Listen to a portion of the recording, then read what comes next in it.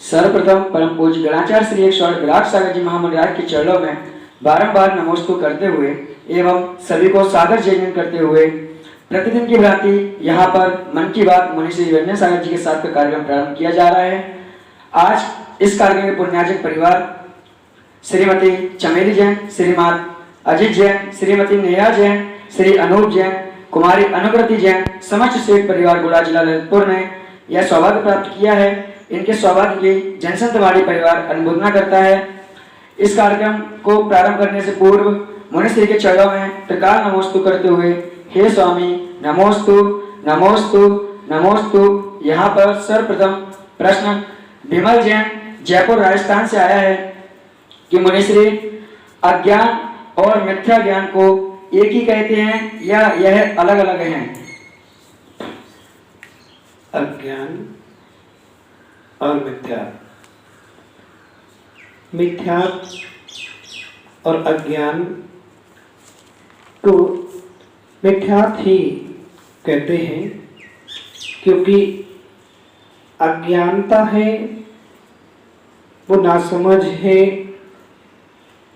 मिथ्यात्व के साथ वो मिथ्या दर्शन ही है, मिथ्यात्व ही है और मिथ्यात्व को की श्रेणी में भी आता है, क्योंकि यदि सम्यक दृष्टि जीव है तो उसके पास अज्ञानता नहीं होगी, और जो अज्ञानता आ रही है इसका मतलब है उसको सम्यक ज्ञान नहीं है, वह मिथ्यात्व रूप में ही है। इसलिए मिथ्यात्व ही समझना चाहिए। इसके बाद यहाँ पर यास्का बुखारिया पुणे महाराष्ट्र से अपना प्रश्न पूछ रही हैं। हे स्वामी, मेरा प्रश्न यह है कि क्या पंचम काल में केवल ज्ञान की प्राप्ति हो सकती है? पंचम काल में केवल ज्ञान की प्राप्ति नहीं हो सकती है, क्योंकि यहाँ पर द्रव्य क्षेत्र काल भाव उत्तम नहीं है, क्योंकि केवल ज्ञान के लिए द्रव्य क्षेत्र काल भाव भी चाहिए, उत्तम सहनन भी चाहिए, ब्रज सम नाराज सहनन भी चाहिए, और ये सब इस काल में दुखम काल में पंचम काल में नहीं है। और पंचम काल दुखम काल है और इसमें उत्तम सहनन भी नहीं है, ब्रज सम नाराज सहनन भी नहीं है, द्रव्य क्षेत्र काल का वातावरण भी इतना अच्छा नहीं है कि इतने उत्कृष्ट रूप से हम साधना कर सके, उत्कृष्ट रूप से ध्यान कर सके। इसलिए पंचम काल में केवल ज्ञान की प्राप्ति नहीं हो सकती है, क्योंकि केवल ज्ञान प्राप्त करने के लिए उत्कृष्ट ध्यान की सिद्धि चाहिए, और इतना सहनन अपने शरीर में वर्तमान में नहीं है कि इतनी उत्कृष्ट साधना की जाए। यदि हम 48 मिनट के लिए यहाँ पर बैठते भी हैं तो मन इतना चलायमान है कि मन चलायमान हो जाता है, उसको एकाग्र नहीं कर पाते हैं। यही कारण है कि इस काल में अपने लिए केवल ज्ञान की प्राप्ति नहीं हो सकती है, लेकिन प्रयास और पुरुषार्थ अपन को ध्यान की सिद्धि का करते रहना चाहिए, ध्यान का अभ्यास करते रहना चाहिए, और अभी से ध्यान का अभ्यास करते करते आने वाले समय में चतुर्थ काल तक अपन इतना अभ्यास पूर्ण हो जाए कि केवल ज्ञान की प्राप्ति कर सके। इसके बाद यहाँ पर श्रीमती रेखा जैन ललितपुर उत्तर प्रदेश से अपना प्रश्न पूछ रहे हैं। गुरुवर, क्या मंदिर के कारण अपने ही परिवार रिश्तेदारों से लड़ना उचित है? ये तो अज्ञानता है, नासमझ है, जो धर्म के कारण, मंदिर के कारण अपने ही परिवार से लड़ते हैं, झगड़ते हैं, बेमनस्ता करते हैं। इसमें उसके पास सम्यक ज्ञान नहीं है, और सम्यक ज्ञान ना होने के कारण वो अपने ही रिश्तेदारों से बेमनस्ता बना लेता है। अपने ही रिश्तेदारों से तीव्र कसाई का उदय जब जीव का होता है तो उसके लिए धर्म भी उसको बुरा लगने लगता है, मंदिर भी उसको बुरे लगने लगते हैं, और मंदिर में बैठ कर के भी वो अज्ञानता कसाय कर लिया करता है। इसलिए यदि कोई पारिवारिक व्यक्ति आपस में झगड़ते हैं मंदिर के कारण, तो उसकी पूर्व की इतनी बैर की कसाय बधी हुई है और कसाय उदय में आ रही है। मंदिर बैर नहीं कराता है, लेकिन व्यक्ति का व्यक्तित्व, व्यक्ति का अंदर की कसाय उदय में आई है। मंदिर में बैठ कर के भी वो बेमनस्ता कर रहा है, कसाय कर रहा है, इसलिए उसकी कसाई ही उसकी आपस में बेमनस्ता करा रहा है। इसके बाद यहाँ पर संजय जैन टीकमगढ़ मध्य प्रदेश से अपना प्रश्न पूछ रहे हैं कि गुरुदेव, पूजन अष्टद्रव्य से की जाती है, तो अष्टद्रव्य से पूजन करने के बाद अर्घ्य क्यों चढ़ाते हैं? अर्घ्य का मतलब होता है सारे अर्घों का समूह, कि हम पूरे अष्टद्रव्य 8 द्रव्य को मिलाकर के अपूर्ण अर्घ्य समर्पित किया जा रहा है। भगवान के चरणों में 8 द्रव्य का समूह का मिलाकर के जो अर्घ्य चढ़ाए, वह भी एक पुण्य को कराने वाला है, कर्मों की निर्जरा कराने वाला है। और जो 8 द्रव्य हैं, उन सब द्रव्यों को मिलाकर के भगवान के चरणों में अनर्घ्य पद, हे भगवान, मैं ऐसे पद को प्राप्त करना चाहता हूँ जो पद आपने प्राप्त किया है, उस पद को मैं भी प्राप्त कर सकूं, और उस पद की चाह करने, उस पद की भावनाओं के लिए ये अर्घ्य चढ़ाया जा रहा है कि जो पद प्राप्त आपने किया है भगवान, वो पद मैं भी प्राप्त कर सकूं, मैं भी आप जैसा बन सकूं, मेरे अंदर भी आप जैसे गुण विद्वान हो सके। इसके बाद यहाँ पर कपूर चंद जैन आजादपुर दिल्ली से अपना प्रश्न पूछ रहे हैं कि हे स्वामी, शतरंज खेलते समय कहते हैं कि हाथी मार दिया, घोड़ा मार दिया, इस प्रकार का कहते हैं, तो क्या हिंसा का दोष लगेगा? बिल्कुल सत्य है।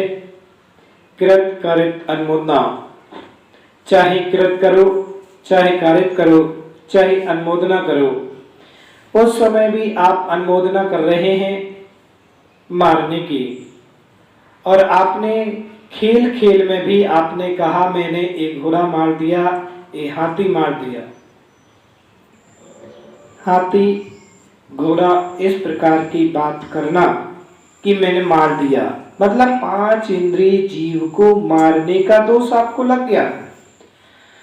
भाव हिंसा तो आपने कर ही ली, द्रव्य हिंसा से यदि किसी को मारो वो भी हिंसा है, और किसी के मन में भाव आ गए मारने के, तो आप शतरंज खेल रहे हैं, उस समय शतरंज खेलते समय भी आपने एक कहते हैं कि मैंने एक हाथी मार लिया, एक घोड़ा मार लिया, एक गुलाम बना लिया, अनेक प्रकार की इस प्रकार की बात, मारने का शब्द जो आपने किया, भावनाएं तो कर ली। एक आटे का मुर्गा बना करके भी और उसके भाव उसने बना लिए, तो 5 इंद्रिय जीव को मारने का विचार भाव उसको दोष लग गया। इस प्रकार जो भी खेल खेलते हैं, तो उन खेलों में मारने का भाव जो आप बना रहे हैं कि मैंने इतने मार लिए, मैंने इतने मार दिए, ये मार दिए, तो एक गेम में भी अपन बहुत सारी हिंसा कर लिया करते हैं, पापों का बंध कर लिया करते हैं। और एक 5 इंद्रिय जीव को मारने का भावनाएं कितनी बार कर लेते हैं। इसलिए सम्यक रूप से चाहिए कि कृत कारित अनुमोदना, न कृत करें, न कारित करवाएं, न अनुमोदना करें, न स्वयं करें, न दूसरे से करवाएं, न करने की अनुमोदना करें। क्योंकि पुरुषार्थ सिद्धि उपाय में अमृतचंद स्वामी महाराज ने कहा है कि चींटी को मारना ही हिंसा नहीं है, यदि अपन ने किसी का दिल भी दुखाया है, मन भी दुखाया, उसको पीड़ा हुई है, तो वो भी हिंसा है।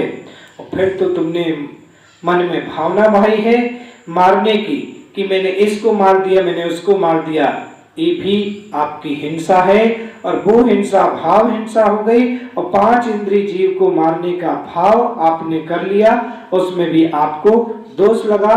ये जो गेम खेलते हैं वो नरकगामी जीव हो जाते हैं, उनके लिए हिंसा का दोष लगा तो नरक आदि जाने का भाव कर लिया और नरक आदि जैसी गति में जाना पड़ता है। इसलिए सभी को चाहिए कि गेम खेलते समय ऐसे गेम तो पहली बात खेलना ही नहीं चाहिए। और वैसे भी जहां हार जीत की बात होती है वो जुआ है, वो जुआ है। और हार जीत में पैसा लगा दिया और पैसा लगाया तो वो भी एक जुआ है, व्यसन है। 7 व्यसनों में एक व्यसन है और आप वहां पर भी शतरंज खेल रहे और पैसा लगा रहे तो वो जुआ में भी आपका 7 व्यसनों में एक व्यसन भी आ गया और आपको हिंसा का भी दोष लग गया। तो हिंसा भी लगी और 7 व्यसन, जो 7 व्यसन करता है वो नियम से नरक गति के लिए जाता है। तो अब जिनको नरक जाना हो वो सब खेलो और जिनको नहीं जाना हो वो अपने उसका त्याग करे।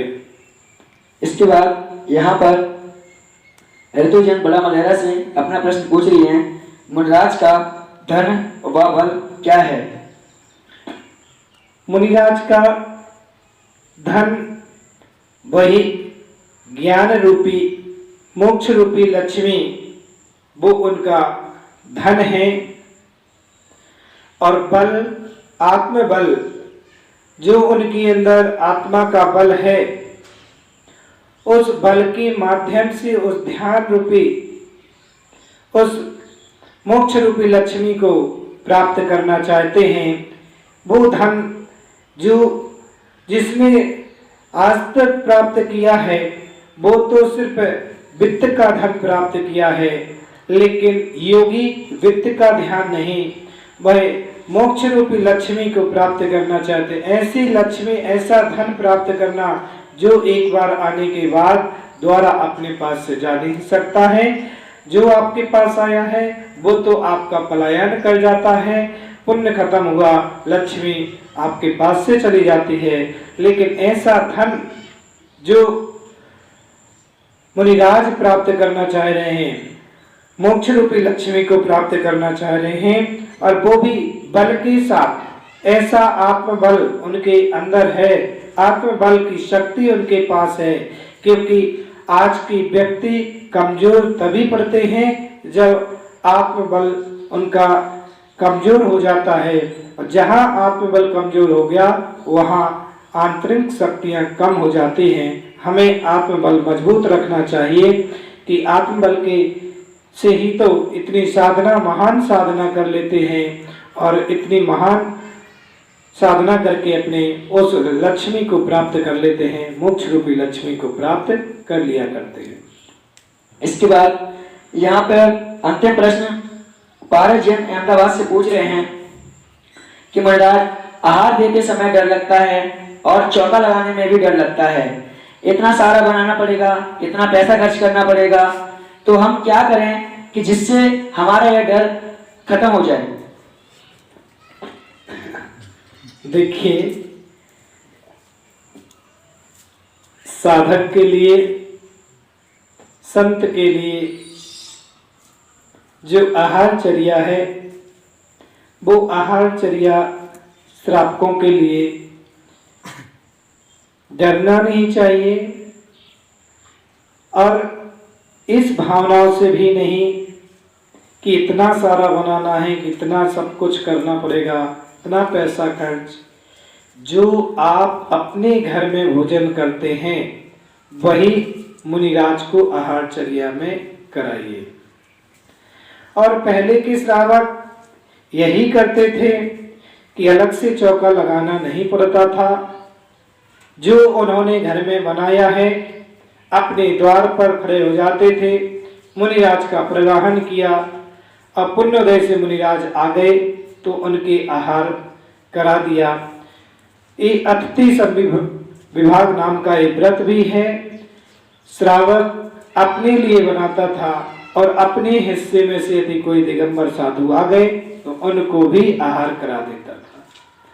लेकिन वर्तमान की स्थिति में देखा जाता है कि आज श्रावक लोग चौकों से डरने लगे हैं, मुनिराजों से डरने लगे हैं, और सिर्फ इसी भावनाओं से कि चौके में इतना द्रव्य खर्च होता है। आचार्य भगवान कुंद स्वामी ने रेण सार ग्रंथ में बहुत अच्छा उल्लेख वहां पर वर्णन दिया है, और वहां पर जितनी आपकी शक्ति है, दाता के 7 गुण हैं, उन 7 गुणों में दूसरा जो गुण है दाता का, वो दूसरा गुण पहला तो श्रद्धा है कि उस दाता के प्रति जो पात्र है उस पात्र के प्रति दाता का श्रद्धान होना चाहिए, और दूसरा उसका भाव है कि वो अपनी शक्ति के अनुसार द्रव्य दे। जितनी शक्ति है उस शक्ति के अनुसार द्रव्य देना चाहिए। जितना उसके भावनाएं हैं, जो भाव हैं, उसी हिसाब से दान देगा तो पुण्य लगेगा। और देखा देखी में करेगा, आज लोग देखा देखी में करते हैं, उसने इतना बनाया मैं इतना बनाऊं, मैं नहीं बनाऊंगा तो लोग क्या कहेंगे, बताओ ये नहीं बनाया वो नहीं बना। अपने स्वाभिमान के लिए तुम साधु की चर्या से दूर होते जा रहे हैं। उनसे डर लग रहा है कि साधु की चर्या कराने में कठिनाई है, द्रव्य खर्च होता है। ये हमारा आलसपना स्वयं का आ रहा है। कभी कोई साधक ये नहीं कहता है कि तुम ये सामग्री बनाओ कि वो सामग्री, इतना सामान बनाओ कि उतना। जो उनकी अंजलि में आया, जो आपने दिया, वो आराम से उन्होंने प्रसन्नता पूर्वक वो ग्रहण कर लेते हैं। और यही सच्चे साधक की पहचान भी होती है कि सच्चा साधक रसना इंद्रिय पर विजय प्राप्त करता है, रसना इंद्रिय पर वह लोलुपता नहीं रखता है।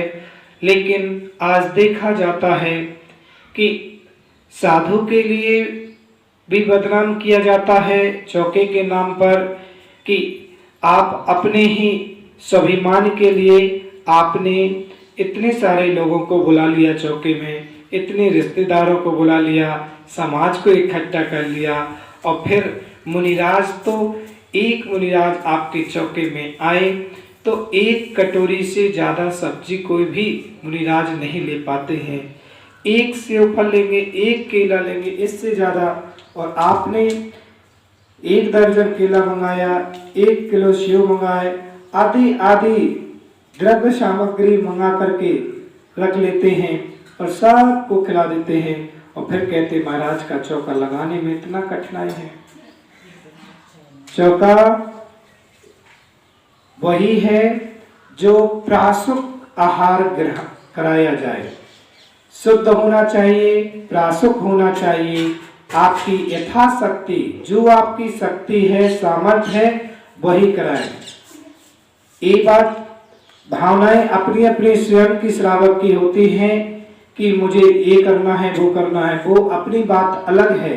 लेकिन उसके नाम पर ये ना कहा जाए कि मुनिराज का चौका लगाना कठिन है। और ये देखा जाता है बहुत सारे लोग बर्तन एकत्रित कर लेते हैं, बहुत सामग्री इकट्ठी करते हैं, तो देखने में भी ये लगता है कि एक साधु चौके में आए, इतने सारे बर्तन। तो श्रावकों को चाहिए कि पंचम काल में वैसे ही लोग साधु से दूर होते जा रहे हैं, और इस नाम से और दूर हो जाते हैं कि चौका लगाना है। चौका लगाना मतलब अब 2000 का खर्चा होगा। अरे 2000 का खर्चा नहीं, आप तो 500 रुपये में, 200 रुपये में जो आप घर में एक दाल, 2 सब्जी, अचार पापड़ आप घर में भी खाते रोज के, वही आहार वही आप मुनिराज को भी करा लें। कुछ भी ना हो तो कम से कम प्रासुक पानी रख लो, पानी अकेले ही दे देंगे, तब भी मुनिराज पानी अकेले लेकर के आ जाएंगे। लेकिन कभी आपसे ये नहीं कहते हैं कि ये छेना बनाओ, कि रसगुल्ला बनाओ, कि ये बनाओ, कि वो बनाओ। ये तो आपके मन की बात होती है कि आपको क्या बनाना क्या नहीं बनाना। इसलिए अपने रसना इंद्री की लोलुपता में मुनिराजों को कभी बदनाम नहीं करना चाहिए कि मुनिराज के चौके में बहुत कठिनाई होती है। बिल्कुल भी कठिनाई नहीं होती है। मात्र 1 घंटे में आपका चौका पूरा तैयार हो सकता है। सुबह 7 बजे भी आप बनाना चालू करें तो 9 बजे तक आप अपना चौका तैयार कर सकते हैं और आराम से 1.5 घंटे में चौका तैयार, 1.5 घंटे में चौका बना करके तैयार किया जा सकता है। 1 दाल 2 सब्जी, दूध सबके घर में होता ही, दूध हो गया, वही शुद्ध बनाकर रख लें। मुनिराज आ गए, आहार कराइए तो उसका पुण्य भी और उसका फल भी मिलता है। बहुत सारी सामग्री बनाने के बाद भी अंतराय का डर भी रहता है कि शोधन की क्रिया सही से नहीं हो पाती है और फिर दे भी नहीं पाते हैं। मुनिराज भी क्या क्या सामान लें, कितना लें, खाना तो उतना ही है लेकिन इतनी सारी, फिर आपका बहुमान रखने के लिए भले 1-1 चम्मच ले लेते हैं लेकिन फिर आपको लगता है कि मुनिराज ने कुछ लिया ही नहीं। तो इसलिए विवेकवान, इसलिए श्रावक कौन है? जो श्रद्धावान है, विवेकवान है, क्रियावान है। श्रावक के 3 गुण हैं कि श्रद्धावान होना चाहिए, उसको श्रद्धान होना चाहिए अपने गुरु के प्रति, भगवान के प्रति, जिनवाणी के प्रति। विवेक होना चाहिए, विवेक से कार्य करना चाहिए और क्रिया जो करे वो विवेक के साथ क्रिया करे। हम विवेक के साथ चौका लगाए ना, आप महीनों महीनों भी चौका लगा लेंगे तो कभी आपको ये नहीं लगेगा मैंने चौका लगाया। और आप प्रदर्शन करके लगाते हैं, लोगों को दिखाने के लिए लगाते हैं, अपनी वाह करने के लिए लगाते हैं, तो जरूर आप एक दिन में ही पस्त पड़ जाते हैं। दूसरे दिन आप कह देते हैं भाई साहब मेरी अब गुंजाइश नहीं है चौका लगाने की, मेरी हिम्मत नहीं है, मेरी सामर्थ्य नहीं है। फिर शरीर दर्द, क्योंकि शक्ति के अनुसार शरीर की भी शक्ति होना चाहिए और द्रव्य की भी शक्ति। जो आपकी द्रव्य की शक्ति है, उधार लेकर के चौका नहीं लगाया जाता है, किसी से मांग करके चौका नहीं लगाया जाता है। ये सामग्री दे दो कि वो सामग्री दे दो, मुझे चौका लगाना है। सामग्री मांग मांग करके चौका नहीं लगाया जाता। जो आपके पास है, जितनी सामग्री है उतने में आप चौका लगाइए। और जरूरी नहीं है कि इतने सारे आइटम रोज ही चाहिए, रोज ही ये बनना चाहिए, नहीं, बिल्कुल सिंपल चौका भी आप चौके में लगा करके। और बहुत सारे लोगों की जरूरत भी नहीं है कि 10 लोग परिवाने के लिए हों कि 20 लोग हों, कि सिर्फ 1-2 लोग भी चौके में हों, एक परिवहन करने के लिए हो, एक चौके के अंदर हो, एक सामग्री निकाले और एक मुनिराज को आहार दान दे। ऐसे ऐसे भी 2-2 श्रावक 2-2 महाराजों को, 5-5 महाराजों को एक साथ आहार करा देते हैं। जब बड़े संघों में देखते हैं तो देखते हैं, जब हम लोग पिछले वर्ष गुरुजी के साथ चातुर्मास संवेश शिखर जी में किया, उस समय जब देखा कि एक श्रावक 3-3 मुनिराजों को आहार चला रहा है, आहार करा रहा। कभी कभी क्षेत्रों पे ऐसे होते हैं श्रावक लोग कम हो जाते हैं और श्रावकों की कमी हो जाती है, तो उस समय साधक के लिए आहार कराना है, जितने श्रावक उतने करा लो, डरने की बात नहीं है। इसलिए चौके से कभी डरे ना। अहो भाग्य समझे कि आपके द्वार पर दिगंबर मुनिराज आ रहे हैं और आपके द्वार पर ये चलते फिरते तीर्थ आ रहे हैं। आज तो ये मुनिराज हैं सो चौके में आ सकते हैं, कल यही अरहंत बन गए तो फिर कौन अपने चौके में आएगा।